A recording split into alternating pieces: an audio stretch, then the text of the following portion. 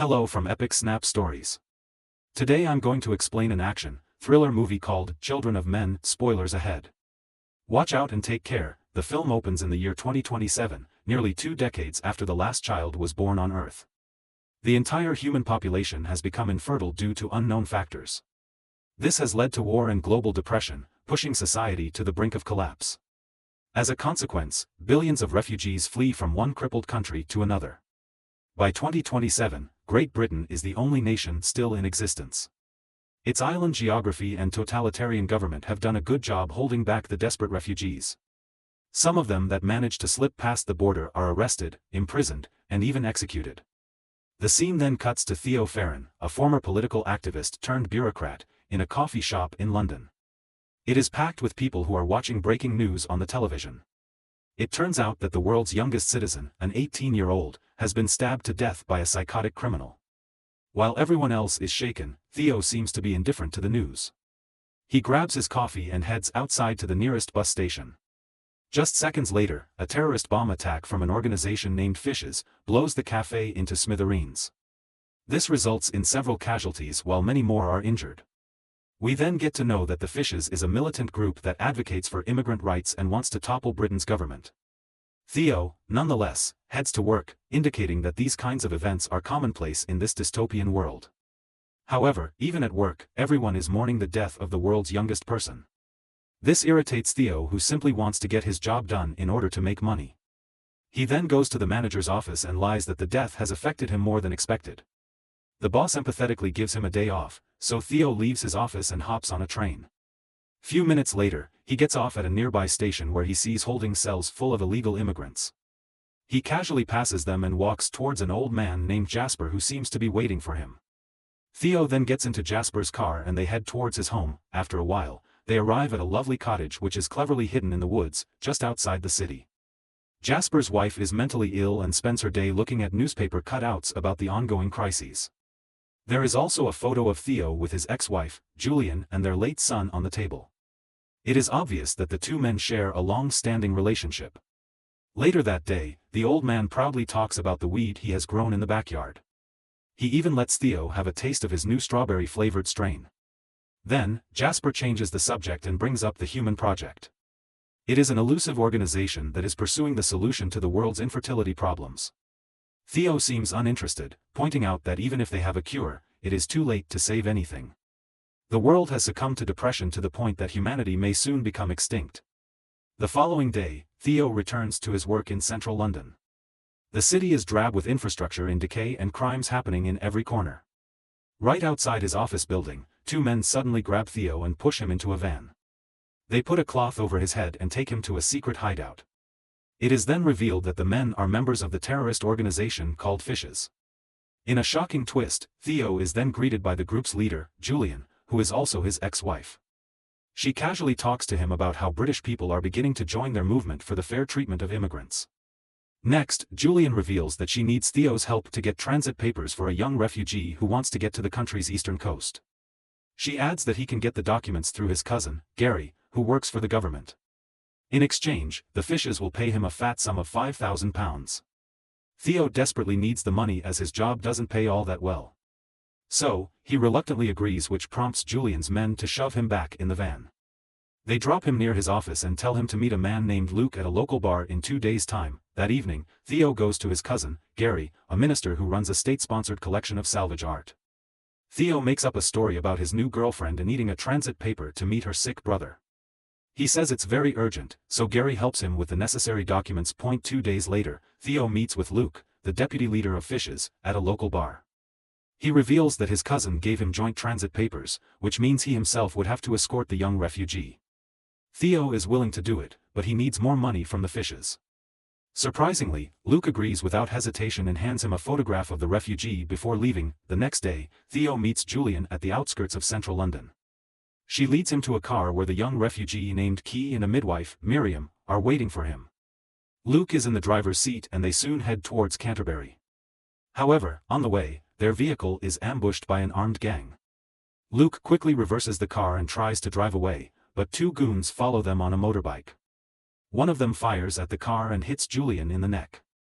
A desperate Theo puts pressure on the wound while Luke manages to finally shake off the attackers.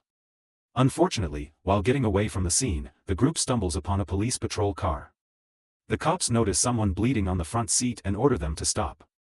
Luke knows that they cannot outrun the police car and so he reluctantly shoots them.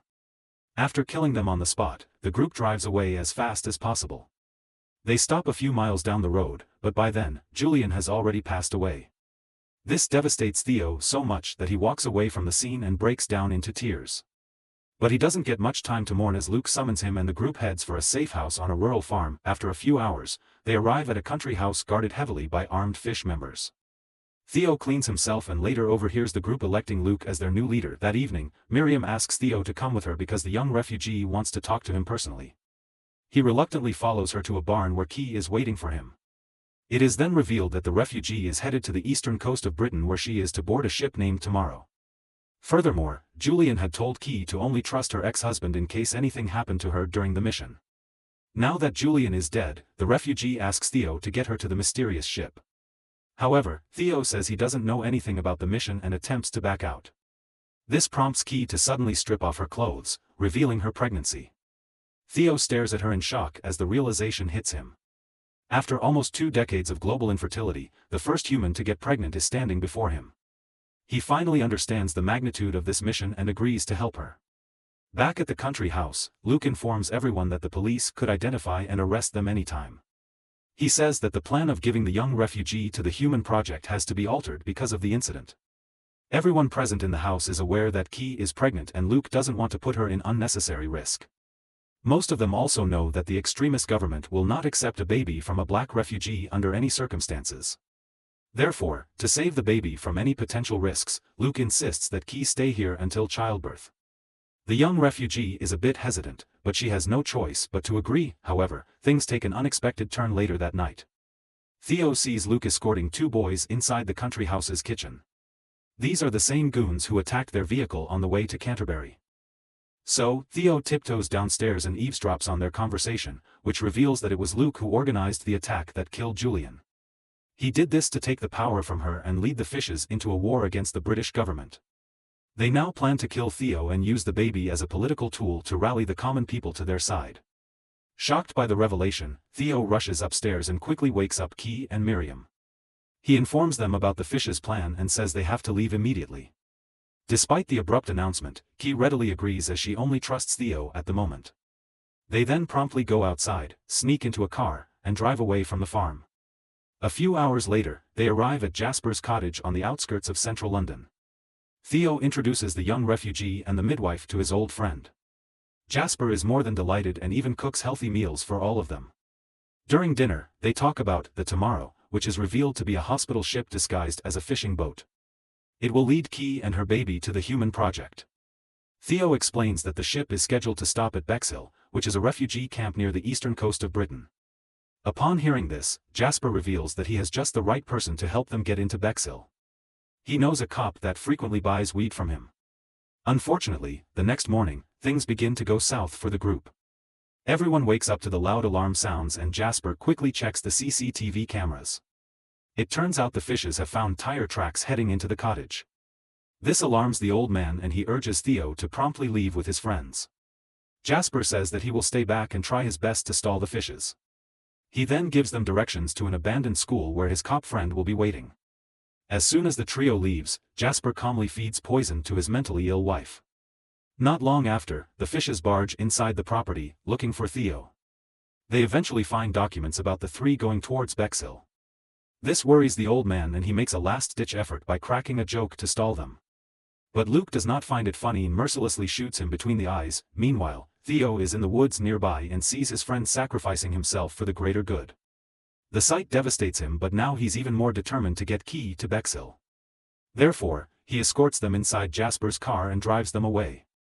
The group stops near some abandoned buildings late that night to take some rest. The following morning, Theo wakes up and learns that they are near an abandoned school. He finds Key sitting on a swing outside, while Miriam is in one of the classrooms. Suddenly, they hear a siren nearby and immediately step out of the school. They are then stopped by a military vehicle whose driver instructs them to remain still. Theo realizes that this may be the cop that his old friend was talking about. So, he yells out that Jasper sent them to this location. Upon hearing this, the cop invites them to his car and quickly heads towards Bexhill. He has no idea that Key is pregnant, nor does he care why they are headed towards the refugee camp. A few hours later, they arrive at Bexhill, which is heavily guarded by armed soldiers. The cop then opens the door and explains that a gypsy woman named Miriachi is waiting for them inside. She will help them get accommodation and other amenities for the night. Following this, the trio gets into a bus that takes them to the heart of Bexhill refugee camp. But at this critical moment, Key's water suddenly breaks. She screams in pain, which alerts a nearby police officer. Miriam distracts him by acting like she has got possessed by a spirit. This is enough to allow Key and Theo to pass on, but she gets taken away. Moments later, the two meet the gypsy woman, Miriachi, by the roadside, and she leads them to their room. That evening, Key goes into labor and struggles to give birth. But Theo helps her to the best of his abilities, and a baby girl is eventually born. This is the first human to be born in 18 years. The following day, a loud knock is heard on their door. Theo opens it, only to find the cop from yesterday along with Miriachi. He informs them that the fishes have bombed the security perimeter of the refugee camp. Suddenly, he catches Key trying to hide something under the blanket and forces her to show what it is. It is then revealed that the cop was informed that Theo and the young refugee have bounties on their heads. This is why he is here, to capture and submit them to the authorities. He then points a gun at them and forces everyone to step outside. But as the group reaches the lobby, Miriachi suddenly pushes the cop off the stairs. Theo uses this opportunity and grabs a heavy rock lying nearby. He then smacks the cop and ends his pathetic life for good. In the aftermath of this incident, Miriachi leads them to an alley where several refugees have gathered for a protest. Things are beginning to get tense as several of these protesters have assault rifles. The trio somehow manages to slip away quietly and head towards an underground canal. But just when they are about to reach their destination, the fishes show up out of nowhere and capture them. Luke then forcibly takes Key and the baby into a nearby apartment building, while Theo and the gypsy woman are left behind with the other fishes. However, the British army arrives moments later and opens fire indiscriminately. Chaos ensues as the fishes fire back, allowing Miriachi and Theo to escape. He tells her to wait for him at the canals and then runs towards the apartment where Key was taken. The building is under heavy attack from the British military and Theo passes by several corpses on his way inside. He eventually finds Key and the baby on the second floor and attempts to leave with them. But Luke, who is engaged in battle nearby, orders them to stop. Just when it seems all hope is lost, an explosion rocks the place, and Luke is instantly killed. Theo takes full advantage of this opportunity and escorts Key out of the building. They pass by several armed people, including the British soldiers and the fishes. But everyone is awestruck by the baby's presence, and they even temporarily stop fighting and allow them to leave. Seconds later, the war resumes again, so Theo and Key run away from there. They soon meet Miriachi, who leads them to the underground canal. She stays behind while Theo, Key, and the baby row a small boat away to the rendezvous point. During this time, Key notices some bloodstains on the boat and panics that she is bleeding. However, Theo reveals that it is his blood as he had been hit by a bullet while trying to get to her. The young woman is devastated to learn that her savior is dying, but she promises that she will name her child after him. Theo smiles upon hearing this before eventually losing consciousness. The film ends as he passes away, while their boat reaches the tomorrow. We can hear the sound of giggling children on the ship, indicating that the world may have some hope after all.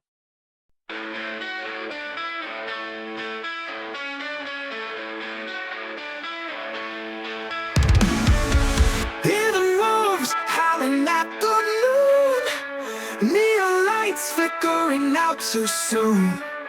Shadows crawl across the empty streets. Echoes where the night heart beats. Rusting bones grind the silent air. Lonely whispers turn to desperate prayer. Eyes of fire in midnight dark. City screams with a vengeful spark. Roar like thunder through the storm. Tear it down till it's born. Rise from the ashes of defeat. Feel the pulse, feel the heat.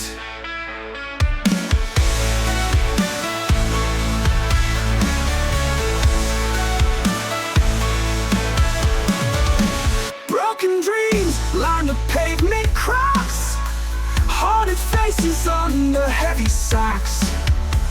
chasing ghosts in the dead of night, in the black waiting for the light. Every scar tells a tale too deep, secrets buried where the weary sleep. Never stop, never back down, crown the king of this ghost town. Scream it out till the silence breaks, turn the night till the dawn awakes. Blood and sweat on the battlefield, truth revealed, wounds healed.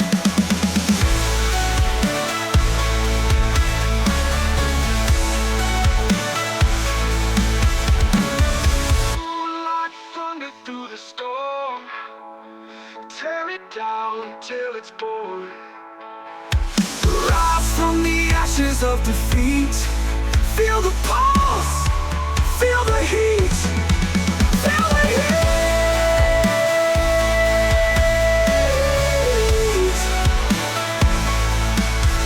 Feel the heat.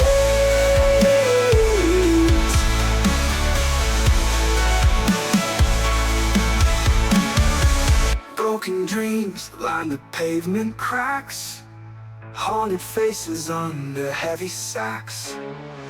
Chasing ghosts in the dead of night, in the black waiting for the light. Broken dreams line the pavement